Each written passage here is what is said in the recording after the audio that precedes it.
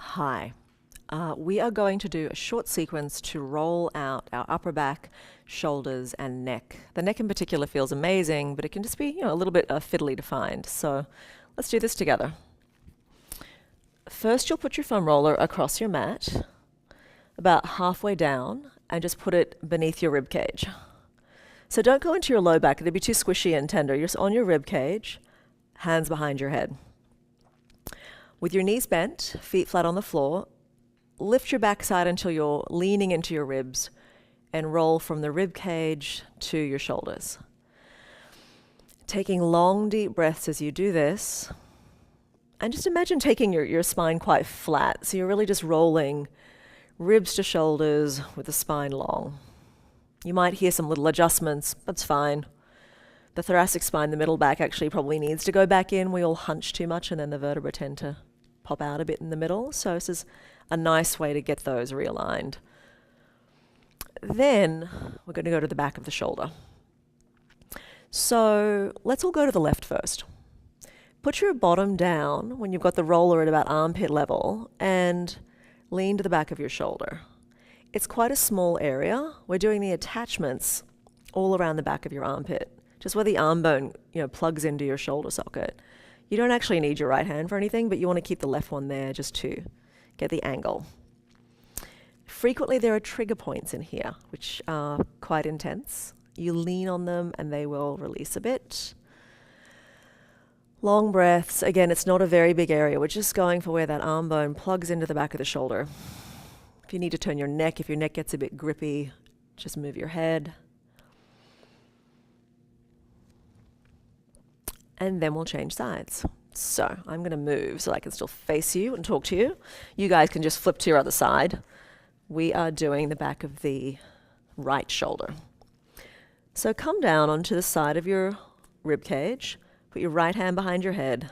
Left arm, it doesn't matter. And you're just rolling the back of your right shoulder. I'm quite tilted. If you're facing the ceiling, you won't get enough pressure into the edge of where the arm plugs in. So you turn your rib cage. So you're really quite on the side of your shoulder socket. Breathe. Again, there's probably trigger points in here on almost everyone. My massage therapist told me that. She said that they practice on shoulders in school because you can always find trigger points here. So do not be alarmed if you have tender spots.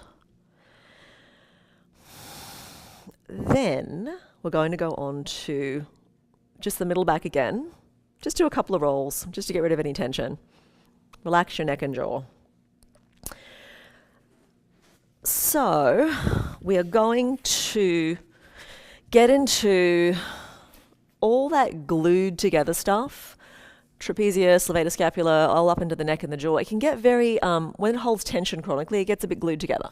So the roller, you want to be careful, as in just pay attention to where you're pressing the roller, yeah? But it's not an exact science. We're going to lean back. You're going to let the end of the roller smush. I told you it wasn't an exact science. You're smushing your shoulder blade, bottom tip of your shoulder blade, against the end of the roller, and then let your head rest back. The weight of your head is going to help you pin the roller down so it doesn't move around and annoy you. The roller is nice and stable underneath you. You're off to the side of your spine on the left shoulder blade. And looking to the sky, remember that the roller is an inanimate massage therapist friend. It can't move. You have to move against the roller. Rather than rolling yourself on the top of the roller, you're kind of like, when animals scratch against a tree.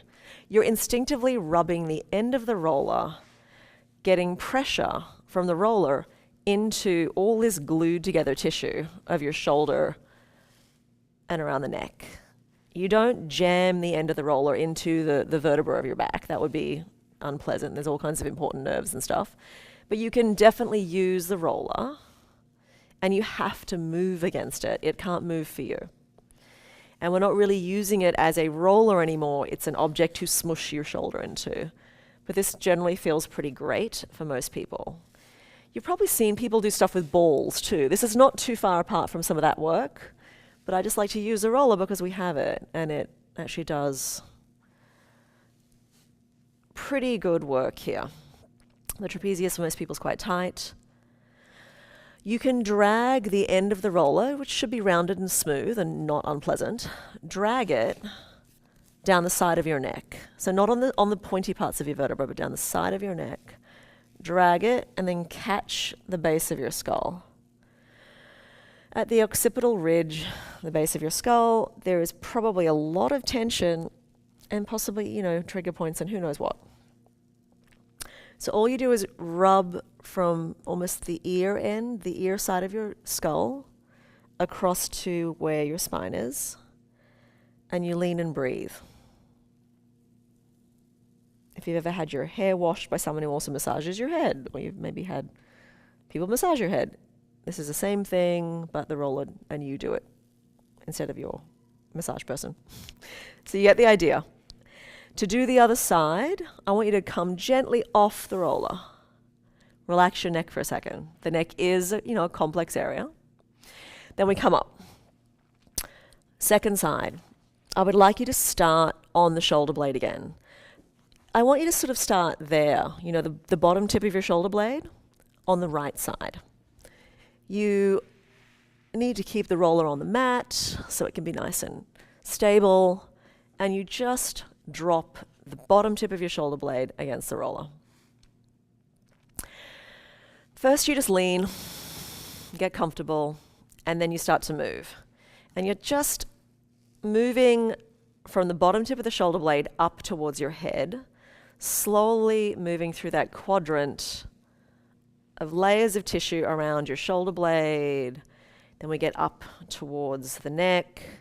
We're never going directly on the spine. We're off to the side of the spine, to the right. And if you move your arm, notice I'm moving my arm because the roller has limited ability to move here.